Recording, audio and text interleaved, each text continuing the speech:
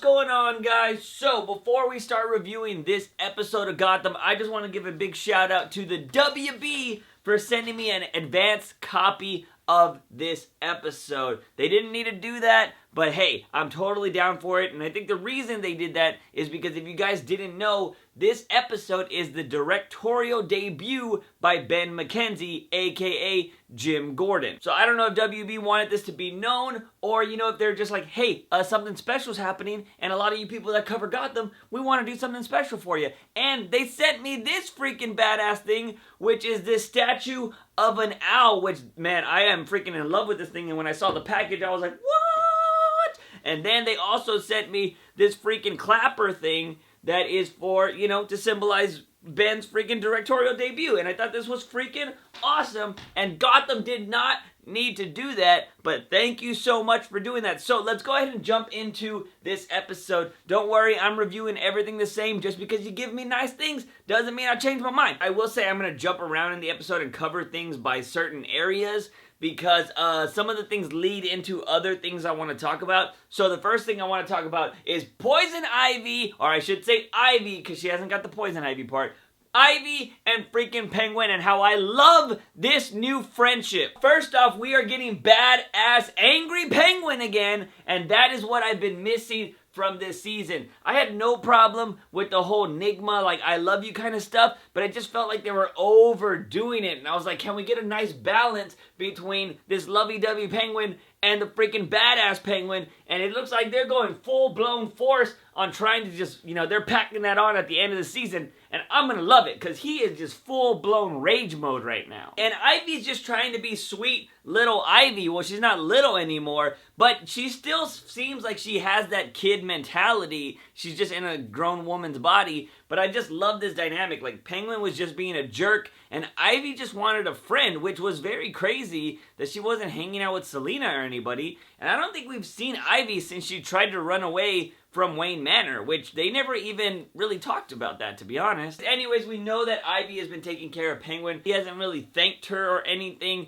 He's just like so focused on going back to kill Ed and Barbara and everybody that he's not even paying any attention to Ivy. And that really gets Ivy upset. And I think that might be coming from the childhood attitude, because I think grown-up Ivy, like, if we knew her from the comic books, she wouldn't put up with that shit at all. She'd be like, bitch! And she'd do something about it. But you gotta remember, this is an Ivy that has grown up from being a child to a woman like that. So she still has these young mentality, or like this young mindset, and I think that came through really well in this episode. Although I would love the grown-up Ivy personality, but this character's gotta get there gradually, and I'm happy with what they're showing right now. But with Penguin wanting to build an army, Ivy wants to help, but he doesn't really care about her, like I said, and he tells her to go get one of his old goons, and that turns out to be a bad idea, and she's all like, I don't like this guy, and he's all like, I don't care, what you don't know anything, like, we're not friends,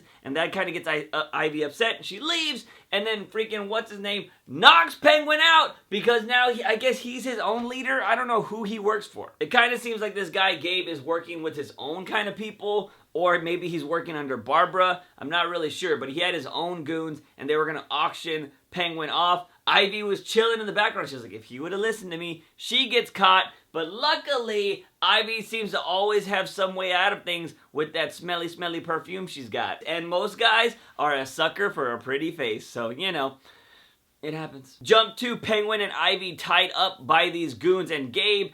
And the thing I loved about this was that Ivy was all like, I'm gonna get out of this. And Penguin's like, what's your deal? Tell me what's your deal. And she's all like, I would tell you if you were nice to me. I love that she finally broke. I love that she freaking broke and just told Penguin that he's being a real jerk and that she just wants him to be her friend. And like, I don't know. And I just love that dynamic. Like, you're going from Penguin, who used to be at the top of the food chain, now he's back at the bottom, and he has no friends at all, and Ivy is this person that just wants to be friends. That's it. That's all she wants, and I like this dynamic, because I think Penguin's going to learn to trust more of the freaks, as they say, instead of the normal Goonie people that he's always dealt with. And that leads me to Penguin building his army. We saw after Ivy, had everybody killed by using her perfume, she freaking used it on Gabe to see if he'd still be loyal to Penguin, and he just said that he was never loyal to Penguin. He just did it because he was scared, and they always thought of Penguin as a freak that held an umbrella, and that goes all the way back to season 1, because that's what everybody made fun of him. That's how he got his name, Penguin, because everybody said he was a freak. That freaking leads Penguin to kill Gabe with one of those freaking, forky thingies. I know somebody told me what it was called, but I don't care. I'm going to call it a forky thingy. He kills Gabe, and they have to bury him in the garden. Now, one thing I don't know if you guys noticed or picked up on in this episode was that when they were burying Gabe, the plants were starting to go through their body already. So Ivy has living plants that grow really fast in this show, which is pretty awesome because that's one step closer to her possibly being able to control plants, which is what we know about Ivy. But the best thing about this was after freaking Penguin went on his killing spree and he felt all down because he wasn't going to be able to take on Nigma or Barbara, Ivy was all like, why do you need an army of these people? He's like, what about an army of freaks? Because she knows about all the people from Indian Hill. She freaking is a product of Indian Hill now because of one of their people. But Penguin was all like, what kind of freaks? And this is going to start the battle of freaks between Barbara and Riddler. And I already told you guys earlier in another review or episode that I think Riddler will be on the side of Penguin and the freaks by the end of this thing. And it's going to be Penguin and everybody against Barbara and her whole crew of people. But I don't know. I just love that Penguin is going to be with more of his people. Although he's just a normal guy with a limp. He doesn't have any special powers or anything. He's just, people consider him a freak. And now he's going to join up with all of the other freaks from Gotham. Before we jump to the next thing, I do want to point out two things you might have missed. We do realize that the new mayor is the old mayor, which I should say he got reinstated, although he was a crook. So Penguin is no longer in office, and now that the Riddler is on the loose and he's a criminal, there was no mayor, so the freaking old mayor guy is back as being mayor of Gotham. Another thing is when we had that scene between Lee and Jim, one thing you will notice is, or one thing I want to point out, I should say, is that Lee is not infected yet. And we saw the preview to Gotham where her eyes turn red with the Alice Tetch virus. That has yet to happen. So I'm thinking that maybe it's going to happen when it happens to the whole city. And that's going to be part of what's going to go on with Lee. Some people were thinking that Lee would die this season. I don't see that happening. She's a big part of the Batman universe. So if they kill her off, I'd be really surprised by that. I do think that it is going to be, Gordon's going to end up getting Mad Hatter out of the Arkham Asylum, and he's going to have him make a cure somehow, or he's going to help out the city somehow, or something of that nature. I think Mad Hatter, or Jim is going to get Mad Hatter to save Lee at least, if not the whole city. That's just something I want to point out, because people had this theory that when Jim shot her husband, it freaking got on her because it did splatter like on her back or something like that. People thought like, oh my god, she's infected. But from my understanding, it actually needs to get in your body, not on your body, to actually make you become, freaking crazy rage person. But I don't think that's happened. I mean, they could spin it some way like that because she has a little bit more of an attitude. She's been a little bit salty in these last few episodes. But her husband died, so that's only,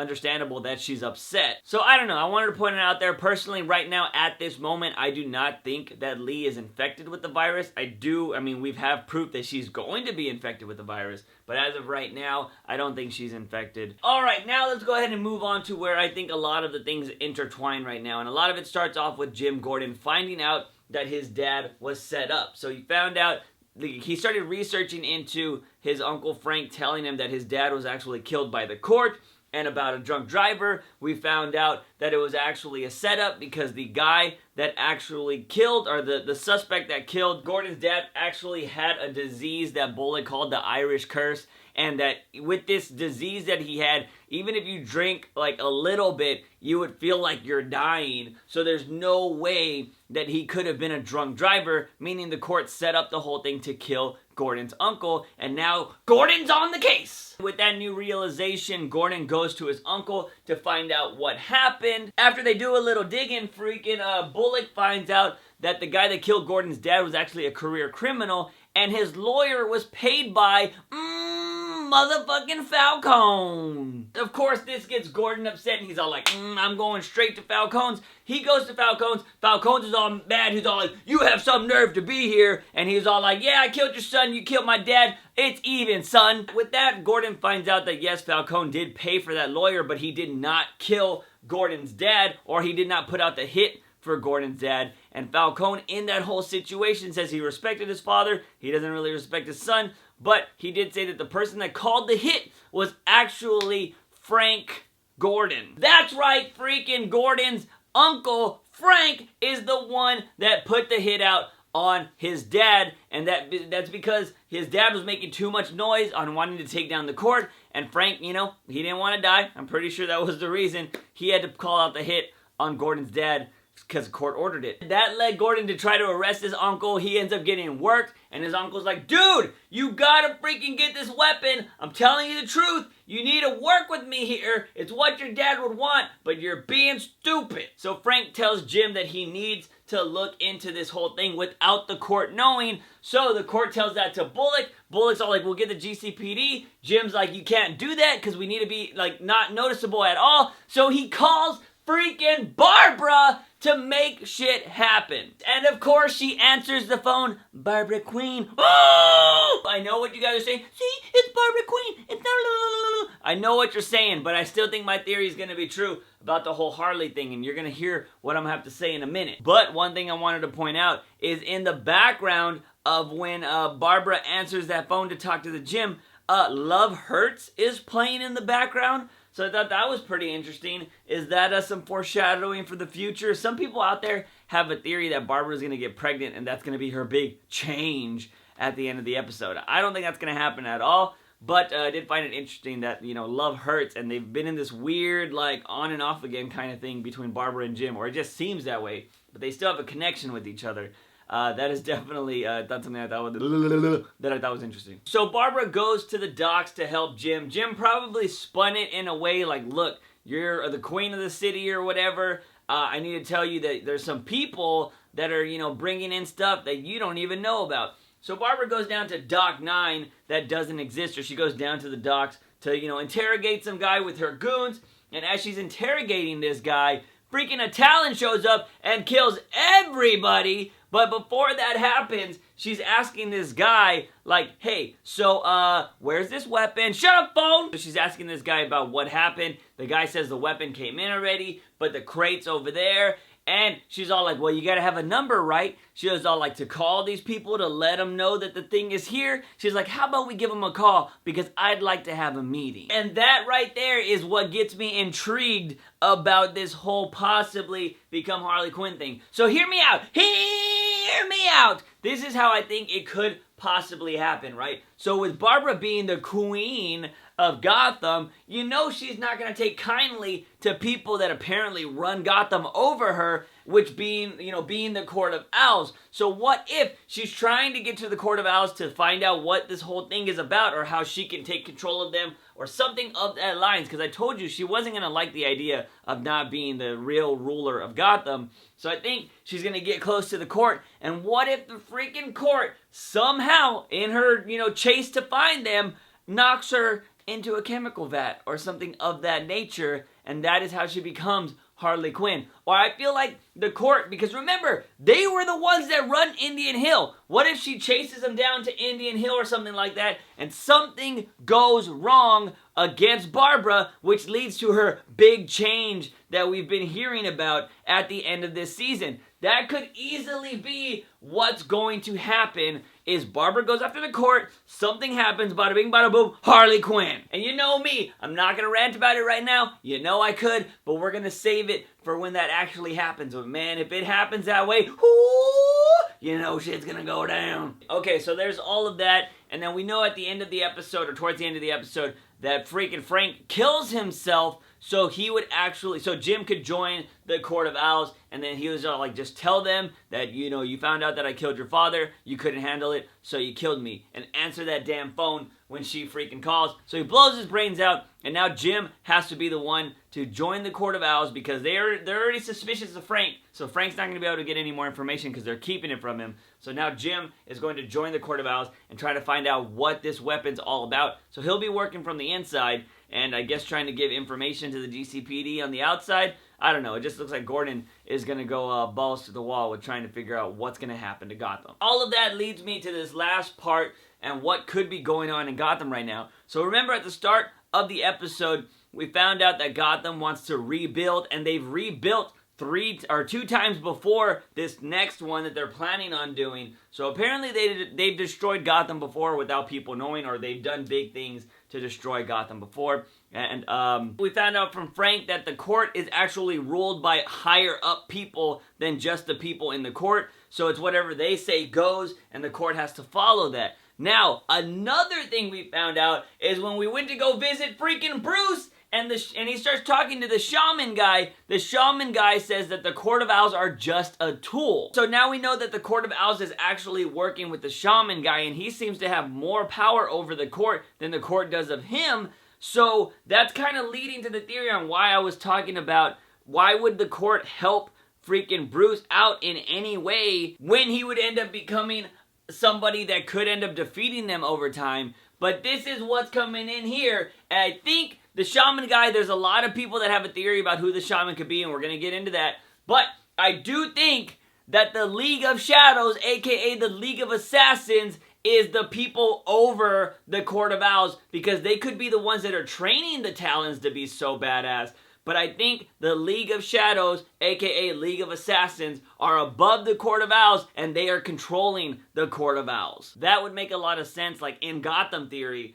But, yeah, because, I mean, I didn't understand why the court would try to help Bruce in any way. But if the League of Assassins, which always, even in the comic books, wanted Bruce to be a part of them, it would make so much sense that the freaking Shaman Guy, if he is the ruler of the League of Assassins, would want Bruce to be one of them and be, you know, his symbol that is going to save Gotham, because that's something that has always wanted to happen, and I think you guys know where we're going with this theory. The theory out there is the Shaman Guy is actually Ra's al Ghul, and a lot of people are like, I don't know, we know that Ra's al Ghul is actually going to be a very different character. Like, it's a guy from Game of Thrones, I'm forgetting his name right now, but he is going to be Ra's al Ghul, and right now, we have this old Shaman Guy. But a lot of people have this theory that could be Ra's al Ghul right now, the Shaman, because we don't know his name yet, we just know him as Shaman Guy.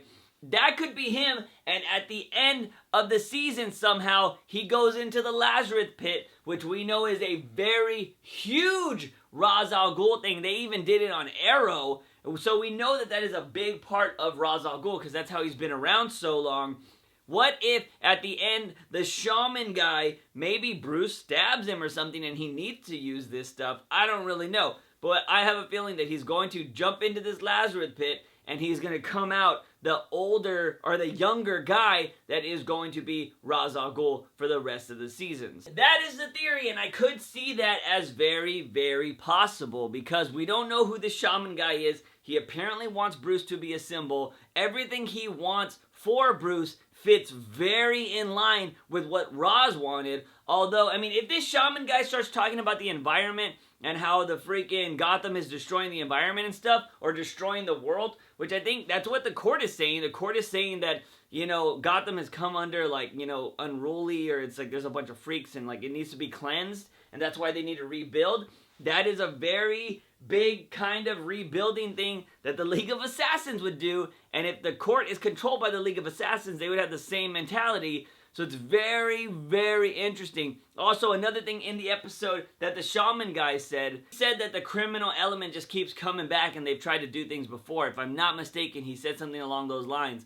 And that means they need somebody to protect Gotham, and that is why he believes that Bruce is that person to become that. And that's why you're seeing him do all those acupuncture things and sending Bruce back to the alley, because he says Bruce has never left that alley. His mindset has always been there. All he's ever cared about is his parents and all that jazz. And I think this guy, Mr. Shaman Man, wants to show him that he needs to leave this alley, or he needs to use that mentality to better Gotham, to make it never happen again in Gotham. And that's why he needs to become this symbol, which is, we already know is going to be a bat symbol. But I'm going to be really, really fucking pissed if he gets that bat symbol through the Shaman Guy. The bat symbol needs to come from him falling into a thing. And it should be around Wayne Manor, but they already kind of have a cave going. But you just need to make that happen. I mean, if they're going to go into, I'm telling you, Scarecrow, Fear Toxin, making the whole bat memory come back, Gotham, do it. Hire me, Gotham! Sorry, Gotham, if you're watching this. I'm just saying, I got all these ideas. They need to filter out somewhere. You guys can make this show really badass, and it fits with the comics. Just throwing it out there.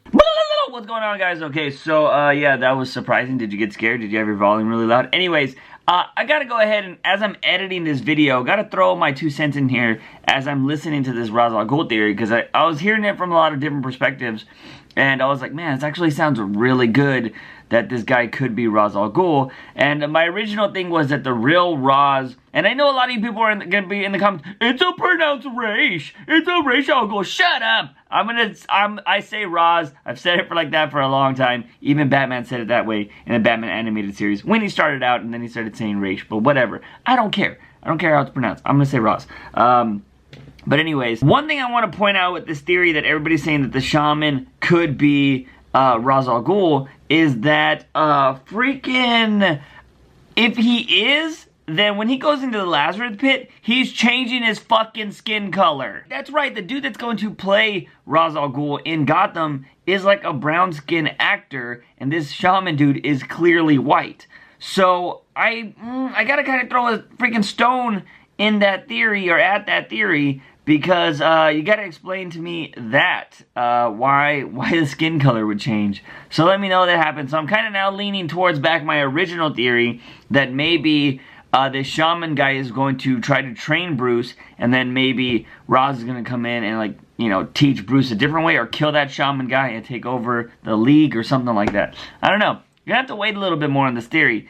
But I gotta kind of gotta throw a stone at that other theory, because I just don't see how the Lazarus pit will change your skin color. It can bring you back from the dead, but I haven't seen it change anybody's skin tone. So we'll see. But yeah, alright, back to the regular scheduled video. We'll have to wait and see what's going to happen with this Shaman Guy and Bruce, but we do know that he's going to start training, because we've seen some stuff of that. I just hope this training doesn't last 6 episodes and he comes back at the end of the season. It should just last the summer. Like, he should train this whole time. At the start of season 4, he comes back and starts, you know, causing trouble then. Before we go, with this being Ben McKenzie's directorial debut, I do want to just point out some things I really liked. One of my favorite things about this episode, or probably my favorite thing about this episode, was the relationship between Ivy and Penguin. I just loved what was going on there, how they're building this relationship with Penguin, who, like, I don't want to be your friend. Ivy just wants a friend, and it's kind of like just these unmixing things that are going to work perfectly together, because they're so different, but they're so alike at the same time. So I really enjoyed that aspect of the episode. The second thing was that endless maze that was going on when Bruce was trying to run away and he just kept ending up at the same place. I like that. Kind of reminded me of the whole Court of Owls when Batman's stuck in a maze. It's not the same thing, but it did remind me of that, which I thought was pretty badass.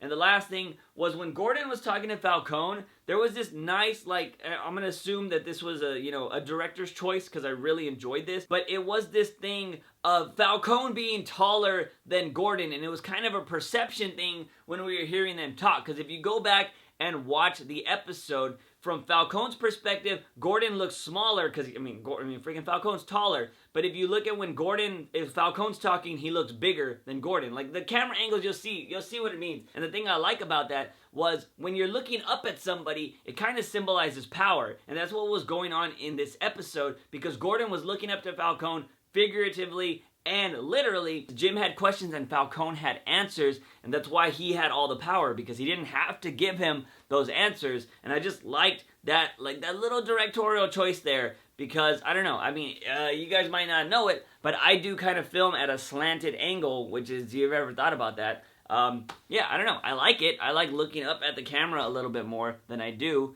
but, I mean, it's just a style choice, and I really enjoyed that. about this episode. Anyways, guys, let me know what you thought about the Ross theory and anything else that happened in this episode. How did you feel about the whole Penguin and Ivy thing? I think it's better than Penguin and Riddler. What's up? Anyways, guys, if you like this video, give it a thumbs up and share it with all your Gotham buddies. Don't forget to hit that subscribe button for all things nerdy and geeky on this channel. As always, I am your host, JUICEfromtheBOX. Remember, when you wake up in the morning, ask yourself something. If I have my daily dose of juice, see you guys next time. Bye!